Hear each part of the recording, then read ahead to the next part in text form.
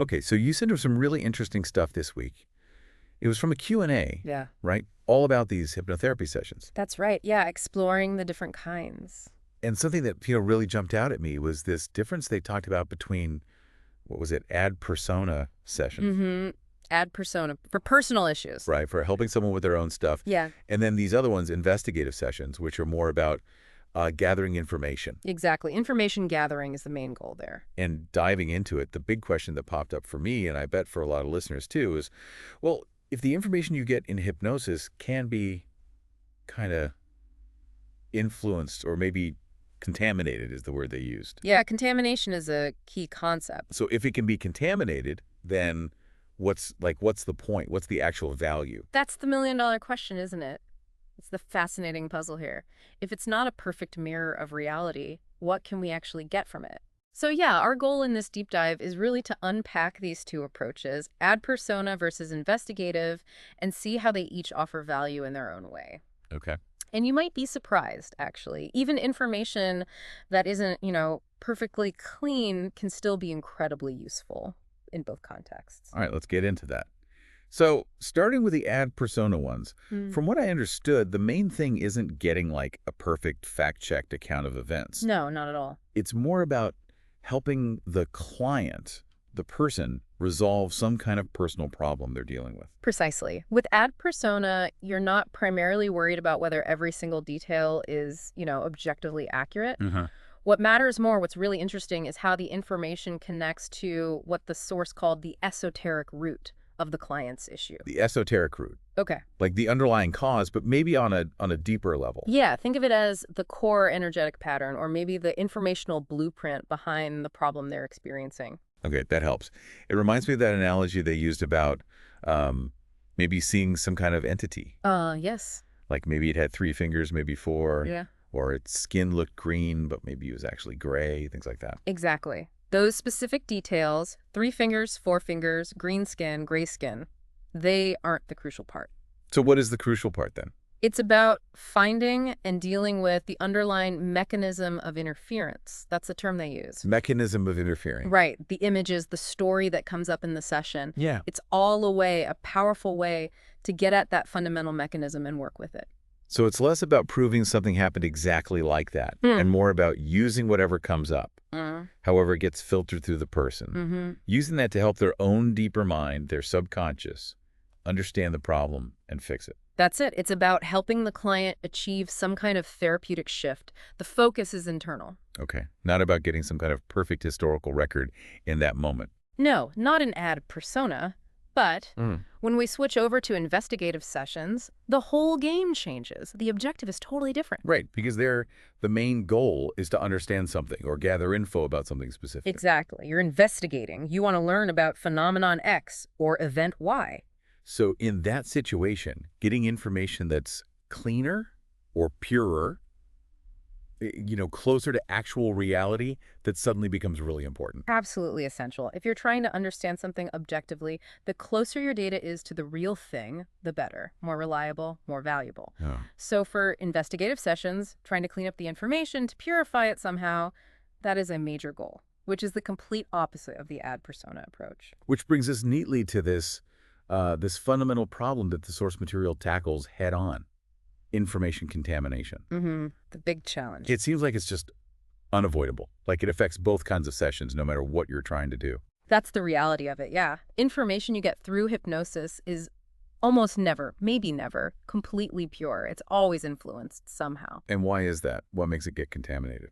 Well, the source points out a big reason. The information has to travel. It passes through multiple layers. Layers, likely. It could be different levels of consciousness, maybe different dimensions, depending on the framework you're using. And then, crucially, it always gets filtered through the mind of the person in hypnosis. Okay. So their own thoughts, their education. Exactly. Their culture, their beliefs, their personal history, their experiences, all of that acts like a lens. Right. Shaping how they see things and then how they describe them. It's a complex filtering process, interpretation, translation, it all happens. That rainwater analogy they used was really good, I thought. Oh, yeah. Tell me about that again. Well, rain falling from the sky might look pure, right? Sure. But it picks up stuff in the atmosphere on the way down, dust, pollutants. And then when it hits the ground, it picks up more stuff. Okay, I see the parallel. It's the same idea with information in hypnosis. Even if it feels incredibly clear to the person experiencing it, it's probably picked up influences along its journey to being spoken. Okay, so contamination is basically a given, especially in investigative work where we want accuracy. So what can you actually do about it? The sources mentioned protocols. Yes, protocols. That's one strategy. They're basically structured sets of questions. Okay, designed specifically for investigative sessions. Right. And the idea is to try and minimize that contamination effect. How does that work? Just asking questions? Well, it's about consistency. You use the exact same protocol, same questions, same wording, same order, across many different sessions with different people, all looking into the same topic. Ah, I see. You're looking for overlap. Exactly. You Different compare the responses. You look for the common threads, the bits that keep showing up again and again across different people. And the theory is those recurring bits are more likely to be closer to the objective truth, less likely to be just one person's random interpretation. That's the hope. Consistency across independent sources suggests it might reflect something more fundamental about what's being investigated. Makes sense. But there's a catch, right? There is, yeah. A big practical one, the source material highlighted. To get results that are statistically meaningful this way. You need a lot of sessions. A lot. You could be talking hundreds, maybe even thousands of sessions, using the exact same protocol to really draw strong conclusions just from that method. Wow. Okay, that's a huge amount of work. It really is. But then the discussion took a really interesting turn, talking about something almost more intuitive, the brain's own ability, how it can filter and learn just through exposure, through immersion. Oh, right. They compared it to learning a language, didn't they? Exactly. That parallel is so helpful. Imagine moving to a foreign country. At first, the language is just noise, right? A total overload. You don't understand anything. Yeah, definitely overwhelming. But if you stay there, you're immersed in it constantly. Your brain just starts to pick things up automatically. Like recognizing words that get used a lot or common phrases. Right. Even before you consciously know what they mean, your brain is spotting patterns, making connections, building a sort of in-tunnel map of the language. It's like passive learning almost. Precisely. And the source suggests something similar can happen when you consistently engage with these investigative sessions on, esoteric topics. So even if it's confusing at first, just repeatedly listening or reading this stuff, the brain starts to make sense of it. Kind of, yeah. It starts to understand the concepts, recognize the recurring themes, and maybe, just maybe, it starts to get a feel for when information seems more reliable versus when it seems more colored by the individual's filter. That's fascinating. So you develop a kind of like intuitive filter yourself. Almost like pattern recognition, yeah. But applied to these less tangible realities, you start to learn the language of this information, so to speak. So instead of just relying on crunching numbers from hundreds of identical sessions, your own brain becomes a tool for discerning patterns and maybe filtering out some of the noise just through repeated exposure. That's a key takeaway, I think. You develop a more nuanced feel for it over time.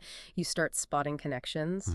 You might notice certain words or ideas popping up again and again, even in sessions about different things. Which leads to that idea of golden nuggets. Yeah, exactly. Golden nuggets. Those specific little pieces could be a word, a concept, an image that just seem to resonate across different sessions, different topics, different people. And even if the whole account isn't perfectly clean. Right. Even within an account that clearly has some personal interpretation mixed in. These nuggets might still point to something important, something real. They could be signposts, indicators of deeper connections, or maybe fundamental truths that keep surfacing despite the filtering. So it's about learning to listen for those recurring echoes, those consistent bits, even amongst all the other stuff. Yeah. It's a different way of listening, perhaps. Not just for the literal story, but for those resonant frequencies, those points of overlap that might hint at something bigger. Okay. Now, speaking of getting involved, this brings us to something really concrete. The source mentioned an opportunity for listeners, for you. Ah, yes. The sponsorship idea. Right. Sponsoring an investigative session. Can you break that down? What does that involve? It's a really interesting initiative, actually. The idea is, look, doing these sessions takes a lot of time, energy, resources, often from the operators and subjects themselves. So this allows listeners, people who find this work valuable, to directly support it. By sponsoring a session, you help cover the costs involved, Okay. and you encourage more sessions, more exploration of topics people are curious about. It makes the whole process more sustainable. And it's more than just sending money, right? The sponsor actually gets involved somehow. That's the really unique part. Yes. As a sponsor, you get to be present during the actual session. Wow. So during the main part, when they're running the structured protocol, you just observe quietly. Mm-hmm. But then there's usually a part called free exploration. And in that part, as the sponsor, you get to ask your own questions about the topic. Really? So you can ask the person in hypnosis directly through the operator. Exactly. You can follow up on things that came up or ask about specific angles you're interested in. And then the whole session, including your questions and the answers, gets published. That's the plan. So everyone benefits from the exploration, and you get to see your own curiosity directly addressed. It's a very personal way to contribute. That sounds like a fantastic opportunity for people who are really passionate about a specific area. How would someone find out more if they're interested? Simple enough. The source gave an email address, investigations@calogerogrifasi.com. Okay, investigations@calogerogrifasi.com. Yep. Just email them, and they can provide all the details about how sponsorship works, the contribution levels, what you can expect. Great. And it sounds like this really helps keep the whole investigative effort going. Things like translating protocols, editing videos, coordinating everything. Absolutely. It supports all that crucial behind-the-scenes work that makes these public sessions possible. It fosters a kind of collaborative ecosystem. Right. It feels very community-driven. It does. So wrapping up this deep dive, the big picture for me is really this sharp contrast, ad persona versus investigative. Mm-hmm. Different goals, different methods. In ad persona, it's about inner healing, transformation. The facts are tools for that. Exactly. The value is therapeutic. Whereas in investigative, you are after some kind of external understanding. And even though contamination is always there, Always a factor. you have strategies like protocols and maybe even more powerfully, just our own brain's ability to learn and spot patterns over time. That capacity for pattern recognition through exposure is really key, I think. And the main point is both approaches have value, right? Even if the information isn't perfect. Absolutely. You just have to understand what the goal is for each type of session and judge the information accordingly. Value looks different in each context. That makes perfect sense. Mm-hmm. Okay, so a final thought for everyone listening.